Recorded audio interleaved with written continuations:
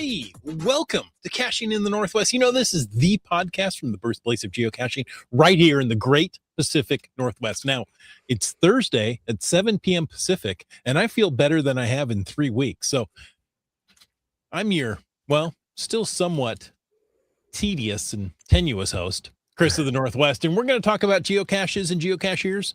Cachers. You know, that the geocaches are what you have to go through when you buy things at Land Sharks. There you go. But geocachers from here and all around the globe. So while you're preparing for a very large bowl game, we'll be caching in the Northwest. Yes, there is a superb owl coming up in about 10 days or so. That's right. But not this Very weekend. exciting. Yeah, no football this weekend. But it is Thursday. Welcome, greetings to y'all. I'm Wits End. I'm glad you're all here. And, you know, if you have ever wondered what makes Roseburg, Oregon, such a standout geocaching destination, well, hang around tonight because he and I were going to talk about it. Mm-hmm. This episode is your trailhead to everything that there's fun to do in Roseburg. You can explore forest, river paths, hidden gems, and there's a great community spirit down there in Roseburg. It's a must-visit stop for Pacific Northwest geocachers.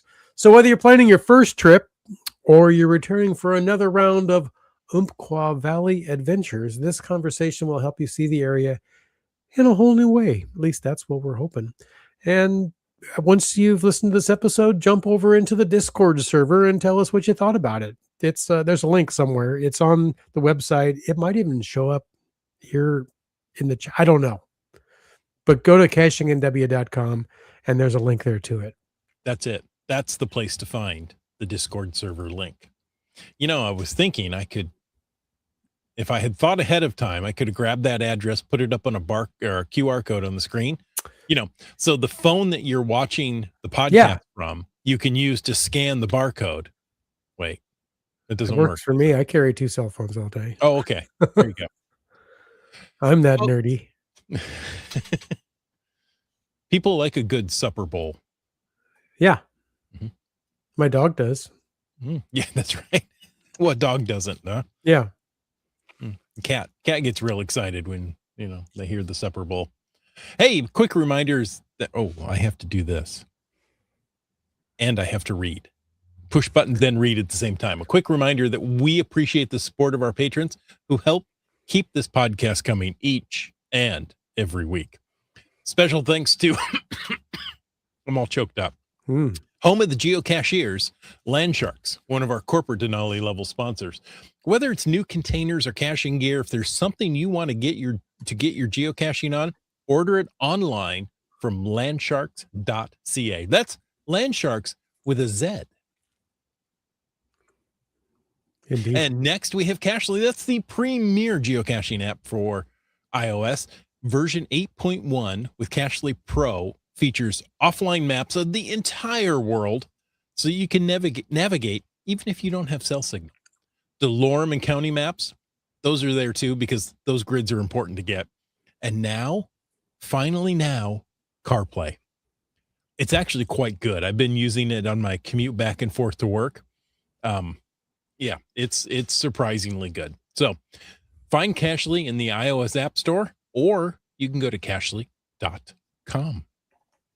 And finally, what episode would be complete if we didn't mention, that the right language, Valemount, where every season offers its own unique adventure. Nestled in the mountains, or our village is surrounded by towering peaks, lush forests, pristine rivers, providing endless opportunities for year-round exploration. You know, you may not see a lot of those peaks and rivers and forests because of the snow right now, but it's there to be explored. Alongside nature's beauty, our vibrant village offers local charms, unique geocaches, warm hospitality, and a center in the heart of it all, a visitor center. I wanted to say the other word and I just stopped myself. So whether you seek outdoor thrills or a peaceful retreat, Valemount awaits you. That's right. Unknown numbers of funk. Yeah, I think the funk is kind of past, don't you? It's gone, yeah. I think we each had the funk. You still have it now. I I'm just still got rid kind of of it. fighting So, off the funk here. Yeah, I'll do my yeah, best no, tonight. no more funk. We're done with funk. But now it's time. Yes, folks, it's time for the glow. What Many is a people glow? have asked, Yeah, what I'll is the ask. glow? I'll just jump in before you even offer it. What is a glow? Oh, why, thank you for doing that. That makes you very friendly. Once in a while. Don't get used to it. Okay. The glow is the geocaching log of the week. So whether you read it or whether you wrote it, we want to hear about it because great logs simply make geocaching better. Now, you can send an email. Everybody sends an email. You can send a recording, like JR and Juju did last week, Yeah. to Bonus feedback at points. cachingnw.com. If you really want to level up, call into 253-693-TFTC and show us just how you glow. In fact, it's been so long, I don't know if the phone works. So you're going to have to call in with a glow to test it and see if it works. Come on, folks. Blow up that phone line and bury us in glows. Because it's been a while since he's been buried in glow. Ooh, I don't know the last time I had a glow burial. This is from a cache, Chiawana Park, Riverside. It's GC21 Delta 2 Papa. Ooh. And it was found by a cacher called Hope and a Prayer. That's an optimistic caching handle. I like it. Reminds me of a song. Oh, that's a wing and a prayer. Yeah. Oh, never mind then. This log reads, we wandered where the wild vines twist, through brambles snarled in morning mist. The sun, a coin, bright, molten hot. Each breath a furnace. Sweat a lot. Ticks clung like secrets in the grass. Their hunger sharp, they would not pass. Thorns whispered warnings, sly and keen, and carved red truths beneath our skin. The treasure, not in gold or gem, but moments wild enough to stem the dull decay of comfort's chair, a map drawn bold in cuts and care. A first aid kit would have been zippered tight, packed with safety gauze and light. Band-aids, wipes, a cooling balm, a promise stitched in sterile calm. So let the ticks have blood they crave. Let thorns be poems, our skin engraved. The heat may sear, the path may split. We walk with fire and a missing first aid kit. TFTC. So that was funny. That was a good one. I like. I'm a sucker for a good poetic log. That was nice. So, do you think they started off with a first aid kit and lost it somewhere, or didn't? That is a possibility. Didn't bring it with them at all. Maybe the ticks pickpocketed the first aid kit out of their bag. Well, the first aid kit would have been zippered tight, so maybe they didn't. That's true. Alrighty. Any news tonight? Well, hold on here. Oh, There's okay. a large Seahawk flag being moved around the lower bowl at the Vancouver Canucks game right now. The North 12 is alive and well. There you go. Yeah, they got the weekend off to rest and recuperate and get ready for that superb owl. Mm-hmm. Brian Link says ticks are known for getting into all kind of places. Indeed. They shouldn't. Yeah. Me no fan of ticks. No. So, folks, you want to join in the conversation tonight? I know you do. You do every week, and we thank you. Tonight, we're talking about Roseburg. So use the hashtag Roseburg in the chat tonight. Ask any question you like. And, of course, you can use the hashtag FATAS to bring up a topic in the after show. That's right. And there's always that $1 million guarantee. You know that $1 million guarantee? You give us $1 million, we guarantee to talk about anything you like. Mm-hmm. Right. CRS98 wants to know, what about tacks or toes? No, we're only talking ticks tonight. Yeah, I don't like the ticks. Tacks can be useful, and I'm rather attached to my toes, or they're attached to me, and I'd like to keep it that way. If you drop the tacks, it could be in your toes. They could. Mm-hmm. So, in the news, yes. Speaking of tacks and toes, but it has nothing to do with the news. Geocaching.com has released a new feature on the official Geocachinger app. Start your next hide with the coordinate collector in the geocaching app. Hiding a geocache just got easier. Now there's no reason you shouldn't go out and hide a geocache. The new coordinate collector in the geocache app, that's version 10.2.0 on iOS and version 10.3.0 on Android. Obviously, Android is more advanced in this case. Apparently so. You can collect and name coordinates right in the app. Now, was it just last week somebody asked, or maybe it was on Discord, what do you use to get coordinates for geocaches? I think it was in the chat. There was some talk about in the chat. Okay. Yeah, some averaging coordinates and readings and stuff. Yeah. So yeah, that's a recent topic. Yeah. And here you go. How about the geocaching app? Your saved coordinates automatically sync to your cache owner dashboard on geocaching.com. And by the way, that was Bryling who asked that question. I knew it was somebody recent right here. Yeah. Bryling, I would consider using the geocaching app from this point on. They must have been watching the podcast and said, Right. we need to add that to the app just for Bryling. How hard can it be? Right? They deal with coordinates everywhere. Sure. Yeah. So no more screenshots, additional waypoints, or wondering where you saved that location. I've done that. Just open up the Hides tab in the app to access the coordinate collector and get started. Now, have you done that? Go to hide something and go, well, I'll just use a nearby geocache and add a waypoint, and there, now I can figure out where this thing should be, and then go home and Google Maps and verify, yeah, that's really where it is. The Google Map pin and thing, yeah. Yeah. Yeah. So with Coordinate Collector, you can collect and name coordinates, save locations in the app, and give each one a custom name like by the big pine tree. Because, of course, that would be either the name of the cache or the hint. Yeah. Well, and that would stand out because there just aren't that many pine trees around. Exactly. West. Well, the big one. Oh, yeah. Oh, of course, the big one. TBO to my friends. There you go. You can gauge GPS accuracy. The app does the work for you. When you tap collect coordinates, it filters out poor readings and averages multiple signals to give you a more reliable result. I'd be interested to see how long you can sit there and let it average out, or does it, do it for you? Mm-hmm.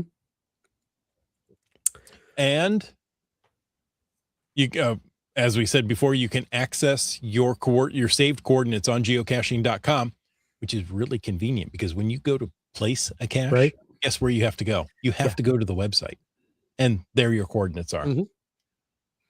So they're ready to use when you create a cache page. I like it. It's just the first step towards more mobile-friendly hiding experience, with more updates coming soon. Okay. And, it just gives me an idea. I'm going to throw this out there. Maybe geocaching.com. Are you listening? Because I want credit for this if it ever comes to fruition. We like a good action hero, right? Or an action figure. Because G.I. Joe, Steve Austin, $6 Million Man, they're not dolls. They're action figures. That's right. I think this is geocaching's opportunity to come up with a mascot to accompany Signal around. It can be the coordinate collector. Real dashing kind of hero. Like Stretch Armstrong. Yeah, he goes out. Oh, yeah. Goes out and collects coordinates. You could stretch for the accuracy. The farther you stretch, I don't, never mind. I don't even know where I'm going with that, but if they come up with an action figure, I want credit. Okay. And royalties would be nice too. CC man. Hold on here. This is breaking news. Yeah. Caching cans have actually used it. Oh, great. It says up to 25 seconds. I've used it a few times and it only took 10 or so readings. Okay. But 10 is better than none. Yeah. Bryling has used GC Droid and averaged for 1 to 3 minutes, but okay. 10 seconds. That's quicker. In case you wondered. That's right. In case you may not have noticed, Land Monkey is not with us tonight. No, he's on assignment. Is that what was missing? Yeah. I thought it was awful quiet around here. That's right. So he's in the land of Vegemite. But you know what? We're not talking about that. He's We're hooting the talking boot. about the land of Umpqua that has 3 great letters right there in the beginning that I like. Mm-hmm. So, the land of Umpqua, or Roseburg, Oregon. Beautiful town. If you haven't been there, you should go. I have been there. It is a Oh, beautiful have you town. been there? I have. So, every year, first weekend in February, the Discover Roseburg Land of Umpqua Geo Series is launched. This started back in 2011 by the Parks and Rec team at the time. And the idea came from an event that Lincoln City hosted. You know what? Lincoln City is another city in Oregon. They like their ideas. The staff thought, the Parks and Rec staff thought it would be a great way to boost tourism in the off season, and we have Discover Roseburg as a result. They did it for every year in 2011, except for 2021. Okay, they did do 2020. They did do 2020 because it was in February of 2020. Yeah, and that's the year you and I. And in fact, I got that coin there. Oh, in 2020. So from 2011 to 2020, that was the 10th time they did it. It's a nice coin. Yes, they do a good coin every year. They do. Yeah. So, in the last several years, there are 20 locations to find, 5 physical geocaches hidden around Roseburg, and then 15, shall we call them virtual locations? That works. Yeah, it'll bring you to a business, a park, an area of interest, hence the Discover Roseburg portion of it. Mm-hmm. Now, you get a passport when you start, and that lists all 20 coordinates with a question that must be answered. And they check your answers too. You keep track of those answers. Yeah. Last year I was with Subway Mark. Yeah. And somehow, I don't know, 5th, 6th stop, I absolutely lost my sheet. Oh no. And I did mean to say it that way. I don't know where it went. I had it in the car, walked out to the cache, came back, and wait, when I got to the cache, I didn't have it. Gonzville. So I walked back the trail and was like, I don't know where this is. So we stopped and got another one, and I filled it out. It's Roseburg. It's not that big of a place. Bigfoot took your sheet. I think so. So, now it's hosted. The event's hosted on one day, but you can take your time and work on it over weeks or months. As always with any of these events, the longer you take, there's a chance they might run out of those beautiful coins. Just be forewarned. Fair warning. I'm on cough syrup, people, so that's what I'm blaming tonight. Man, that must be some good cough syrup. I can only wish it was. Maybe I need some. Yeah, apparently we're both just not quite at 100% tonight. So all this starts Saturday, February 7th, which, if I'm not mistaken, that's next week. It is 9 days away, if I do the math correctly. At the Roseburg Public Library between 9 a.m. and 2 p.m. Okay, so, you can head down Friday night, grab a hotel, enjoy your stay, meet some geocachers. I don't know. I didn't check to see if there's a local event happening on Friday night. There usually is. I would imagine there probably is. Our research department will probably be on that soon and adding that to the chat. Now, if you don't make, I'm hearing no event. Okay. Or the research department is upset. Yeah, I was going to say he's refusing to look it up. Yeah. So, you go there, 9 a.m. at the public library, right downtown. You can't miss it. And then from 9 to 2, right? Usually, let's see, what did we do last year? I think we even stopped for lunch, and we still got back to the drop-off point by 1 p.m. You guys and your Bigfoot, you're killing me here. So very easy, leisurely. You can get it done and then head back north. Yeah, this is not a super hardcore, No. run event. It was a nice leisurely pace, and it's been 6 years since I've been there. But little tip I recall: Mhm. zoom out all the way. I remember we were doing it. And we're like, "Hey, we're done. This is great." And then wait, why do we only have 18 out of 20? Oh, yeah, there's a couple way up north that we missed. Which we could have hit as we were going We that. were already up there, yeah. So we Mm. did some backtracking. Mhm. It was We that, still got done before too. we did, yeah. Even Mhm. with that, so Even yeah, with a non-optimized route. right. So beautiful area all around Roseburg. The city is nice. There's plenty of spots to have a nice little cozy lunch, spend a night in the hotel, Yeah, a hotel nearby. yeah. Support the local economy there. The city has about 25,000 residents. It's Right. not a huge town, and small businesses like that, they you need all the help they can get, Mhm. and yeah, support the local economy. Eat at a restaurant, stay at a hotel, have a nice time. There are other geocaches around the area too, outside of just That's this right. events. So yeah, you can do it. And there were about 14 hotels and motels, plus of course Airbnbs in the area. Yeah. So So last year, let's hmm see. Do I have hang on. I've got pictures. ooh, pictures. Last year, a very unique geocoin, and I don't know if you can see it here. It was a 3D turtle for the land of Umpqua. The turtle had some significance. I think it popped up in several locations.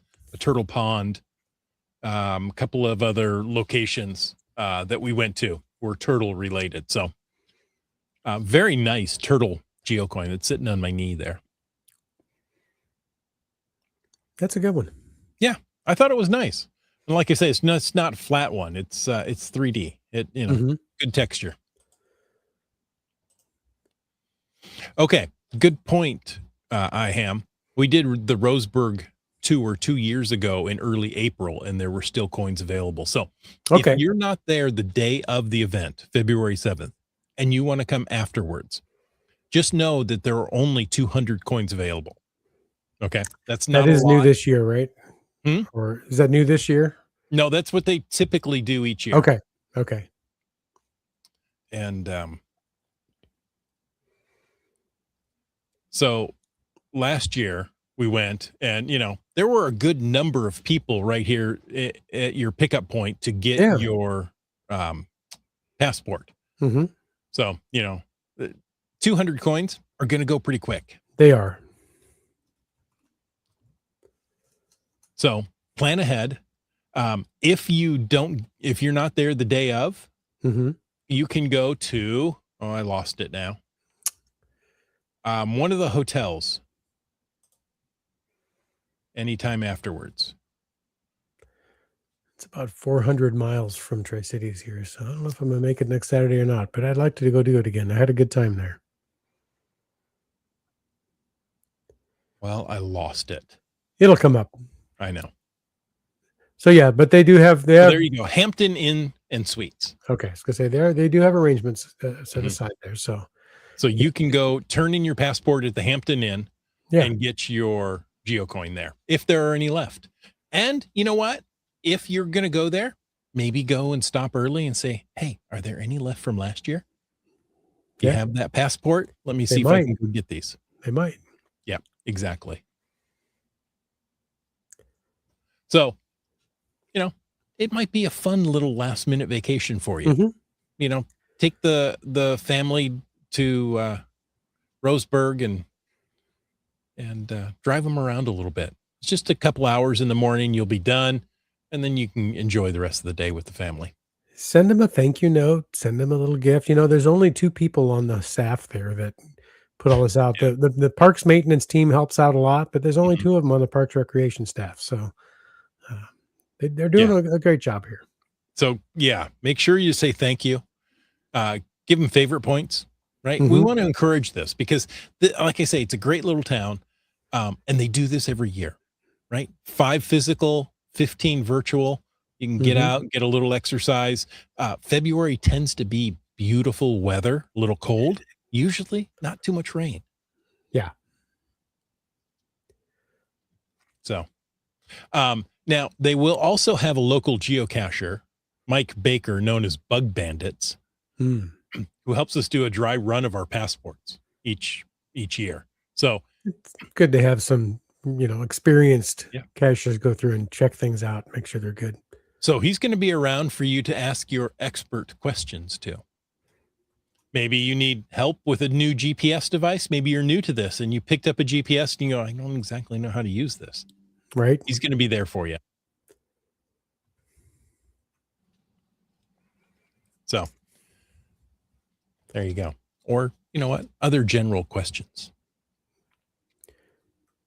Who doesn't love a good general question? That's right. So again, there may be some from last year. But you never know. Oh, let's see. What else here? Now, there are other things to do throughout the year in Roseburg. Okay. Yeah. Yes, you can go to this. You know what? Every Thursday night, they have a, what did they call it? I saw it on the calendar. Oh, no? I lost it now. Let me back up. It was at the Looking Glass Tavern. I like it already. It was an alliteration, so I really liked it. Okay. Well, while you're looking for that, I was going to say, you talked about that coin you got last year. This is their very first coin from 2011. And from 2024, it was a happy accident. And as our guest didn't explain why that to me, maybe do you know why that was a happy accident? No. Okay. Well, if you, dear viewer, have experienced the Roseburg Geo Tour in 2024 and know why the giant coin was a happy accident, let us know in the chat. Doesn't Roseburg have a large tree trunk in like on a train? Very possible. There, yeah, where you can count the rings and such. Okay, it was Thirsty Thursday Cornhole Night at Looking Glass. Yeah, every Thursday. And while you're pitching beanbags there for the cornhole contest, turn Caching in the Northwest on and listen to it in the bar. That's right. Why not? Every Thursday, there's also free line dancing classes at Seven Feathers Casino. I like line dancing. Do you now? I do. What do you think about feathers? Can you do a 7-feather dance? Not even going to comment on that. So throughout the year, not just here in February, but throughout the year, they have several fitness programs running all summer long, like yoga, Zumba, women's golf, and low impact fitness classes. Last year, the Parks and Recs department partnered with the fire department to host an Easter egg drop, where thousands of eggs are dropped from the ladder of the fire engine, and kids in the community are for kids in the community, and they're going to be hosting that again. So that's fun. That's much better than a turkey drop from a helicopter. Yes, it is. Yeah. Mr. Carlson thought turkeys could fly. Honest to God, I thought they could fly. There's also live concerts at Stewart Park on Thursday nights in July and August. So they have some pretty big names coming then. You have to go look at the calendar. Find out. Check it out. Is at experienceroseburg.com. It's a fun place to go visit and a fun place to geocache and get a great coin and have a good time. We're all excuse me. We're all experienced geocachers. Some of us can breathe well. But if you're planning to go do this, wear good sturdy shoes or boots. And bring a smartphone. A GPS device, yes. I don't know if GPS devices are going to be easy to find anymore. So just grab a smartphone, grab the free geocaching app you can get done there. Bring a pen or a pencil. Now, that's for advanced geocachers as well, because I tend to forget that. And download the geocaching app. such as geocaching.com. There you go. Hey, Seabeck Tribe. Seabeck Tribe finally showed up. Well, welcome. Let's just start over. No? Well, okay. Hey, welcome to the show. Yeah, no. But that's what I have for Roseburg. Yeah, that's about what I remember from Roseburg. There were some new complexes being built in Roseburg. One that's like was an RV camp they took us to that had a great looking bar and grill, and then camping spaces beyond that. It wasn't open yet though, but it looked fantastic. I bet it's open now. Probably is. So maybe you don't need a hotel. Maybe you're just going to take your tent camper down there. You could go camp down there. Mm-hmm.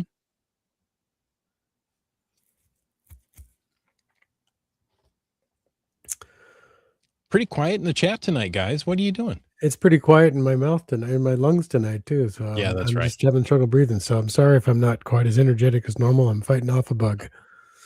Quest just showed up too.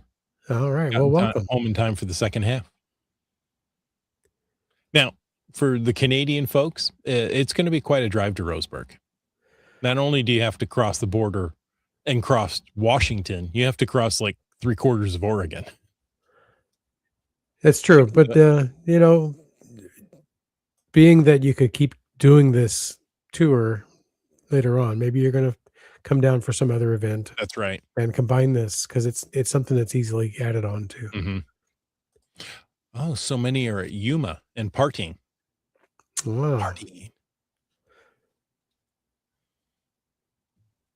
So, all right. Caching Cans haven't been to Roseburg. Well, yeah. Oh, that's not too bad. 7 3/4 hour from lower mainland BC. Okay. It's not as far as I thought it was, to be honest. From my house here, it's about 6.5 hours, so it's not that much farther from BC. Probably about the same for me, about 6 hours. Yeah. It's far enough that I don't necessarily want to wake up and start driving at 3 a.m. to get there by 9, but I could. Yeah. Google says it's 5 hours from your place, which is at least it's all main interstates. So yeah, exactly. Imagine the drive from Massachusetts. I can only imagine. Think of all the geocaches you're going to get on the way. Yeah. I mean, you could even hit a Mingo. And not everybody knows what a Mingo is. That's right. And as IHAM says, in the summer, Roseburg is on the way to Crater Lake National Park. So that's a great place to go too. That's a great place to go in the summer. Mm-hmm. Kitty Quest. I've been at Roseburg, but never had a chance to go there for a special event. Well, any place you are, Kitty Quest is a special event. That's right.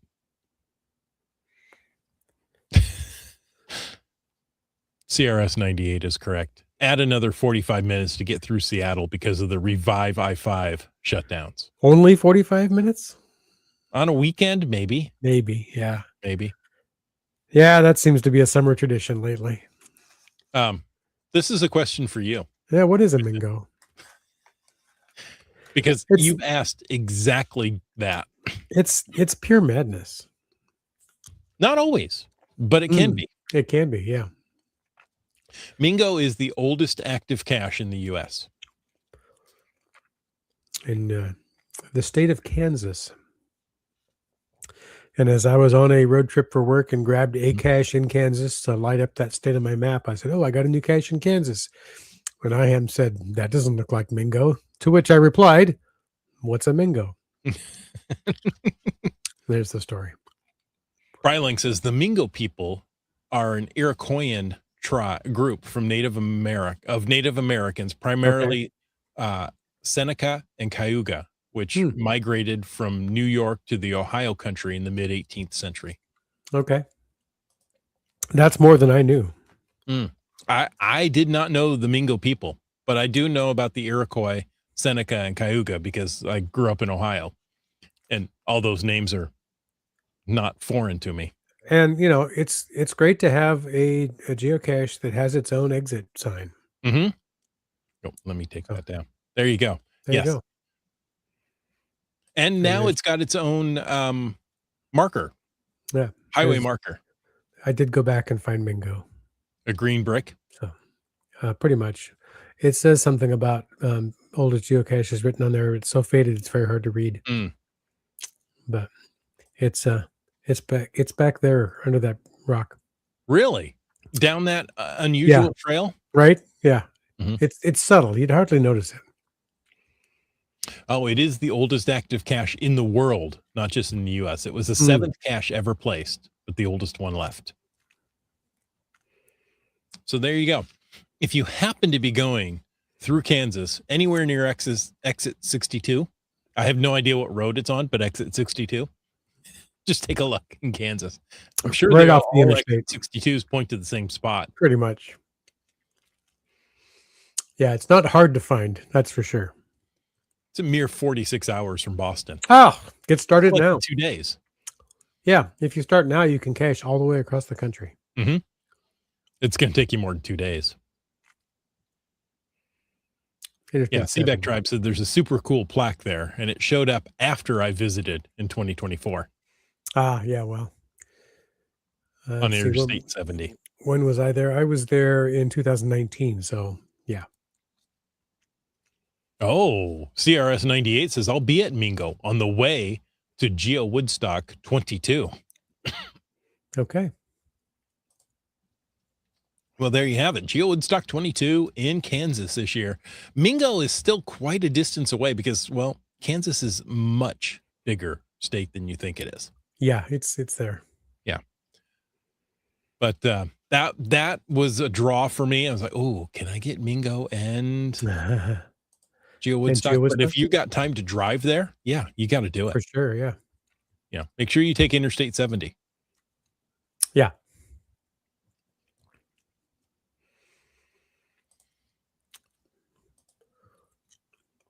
All righty. Anything else? What about Roseburg? I think go down to Roseburg next weekend. You're going to love it. 5 physical caches, 15 virtual locations where you need to answer a question. Write that down on your passport, turn it in, get a coin. Yeah. Tell them Chris of the Northwest sent you. You should. If they look angry, tell them Land Monkey sent you. And if you get lost, just ask somebody on a riding lawnmower. They're more than willing to help. No problem at all. No. I believe last year I talked to a reporter for the local newspaper. I think you did. So you never know. You could be famous. You could be infamous. That's beyond famous. Infamous. That's right. I thought I saw a couple of FATASs, but we're not there yet. There's at least one FATAS, but we're still in the S. Oh. IHAM says it's easiest to fly to Denver and drive to Mingo. Sure, that works. Okay. Riding a lawnmower in February? Yes, it could be good weather. Yeah, could be.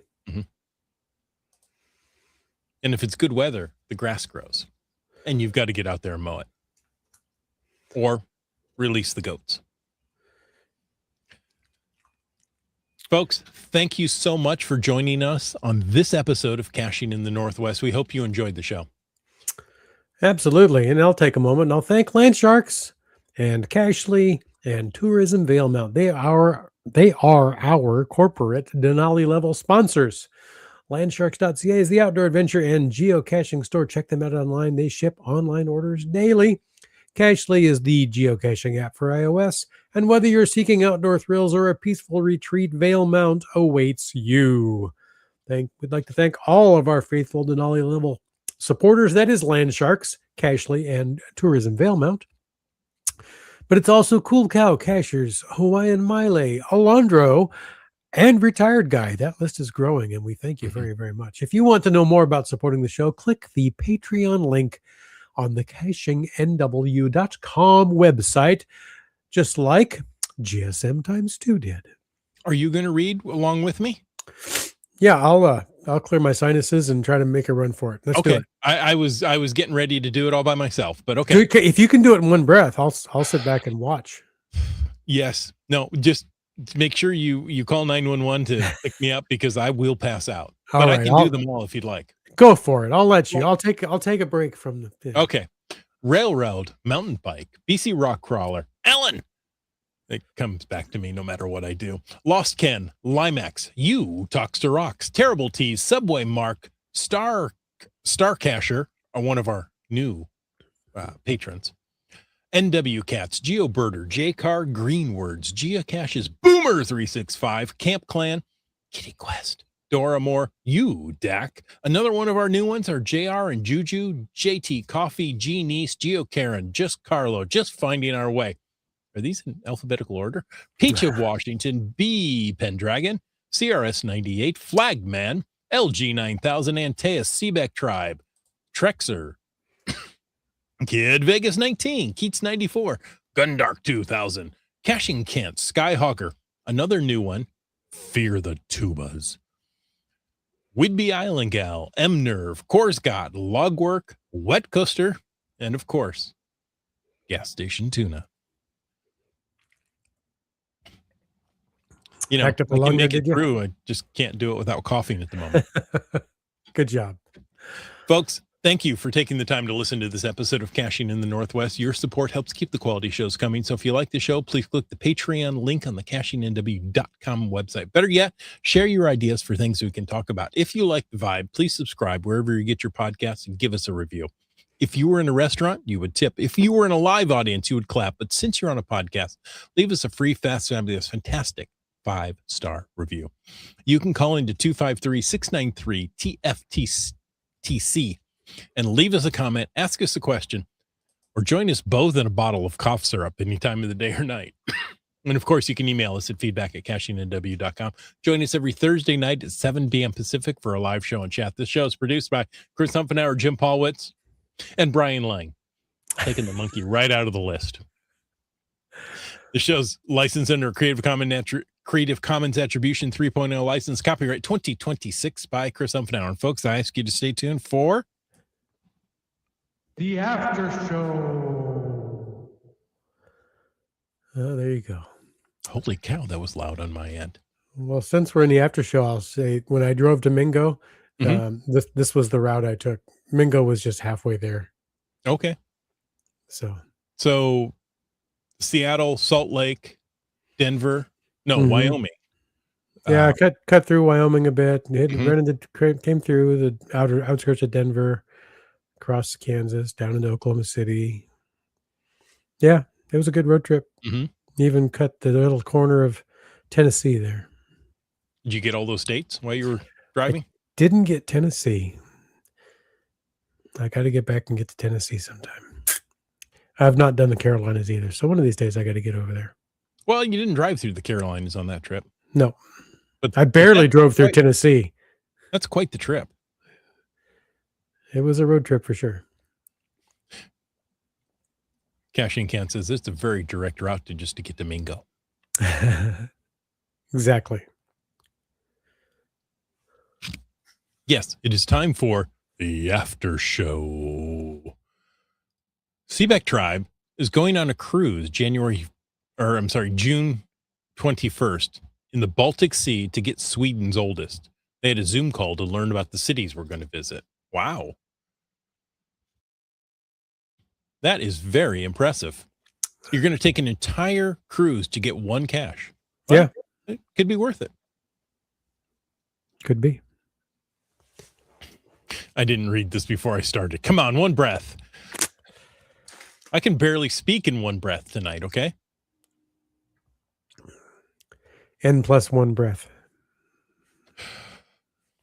Oh, I missed this. Hawaiian Mile's been to Roseburg a couple of times. Oh, nice. Yeah, it's a nice little town. It's one of those that, as you're driving through, it's worth stopping at. Now, if you're a big McMinimans fan, there isn't one in Roseburg, but there's one nearby. I know there's one in Salem. I have to check all the McMinimans locations. Okay. And if you're just too far up in Canada to get to Roseburg, you can also instead head over to Vancouver Island, because on the same day the 22nd annual Hag launches on Vancouver Island. Hagcaching.cachemania.ca. That's the hide and go, if I remember my acronyms correctly. You've got it right. Okay. See, even you can be trained. So I'm told that's a very fun event. That's an event I have not been able to attend. I haven't gone to that one. Or is it series? I don't remember, but I have cached on Vancouver Island, but yeah, go ahead. There are 6 events happening in the Seattle area on Saturday and 1 in Bellingham. Okay.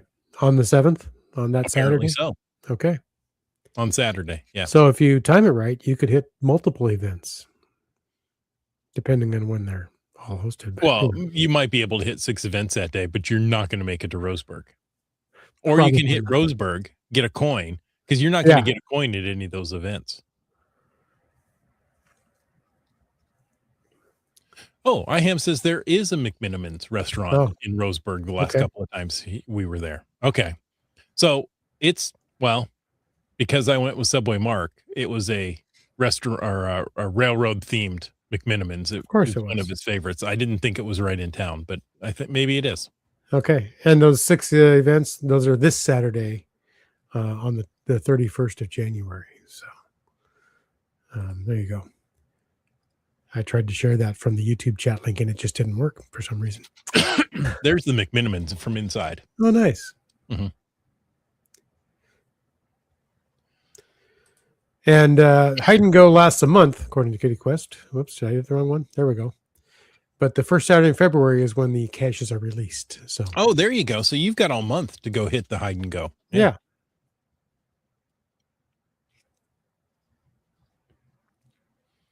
And also stop at the Pig and Pancake on the way down. It's as good as it sounds. I'm in. I love bacon and pancakes. So 2 of my favorite. Mm-hmm. You know, the difference between the involvement and the commitment. The ham and egg breakfast. The chicken is involved, but the pig is committed. That's right. Very good. Okay. I was messing with Seabeck Tribe. She's hoping for many, many, many caches in 5 countries on the cruise and another 5 or 6 after the cruise. Okay. Holy so 10 caches at least. 10 caches at least. Yeah. Many, many, many. That's at least 3.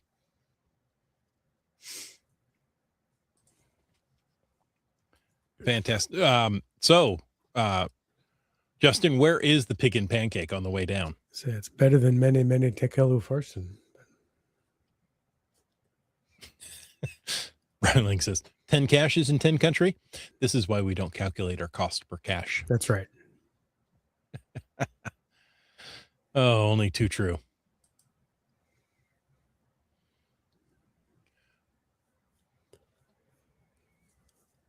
It's a long way to go for an amazing geocache trip.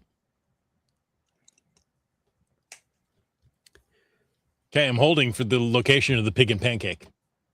And then we'll be done. Okay. See, I don't have any other pictures from that unless you want to see the hotel room I was in and you don't care. But I sent it off to my wife.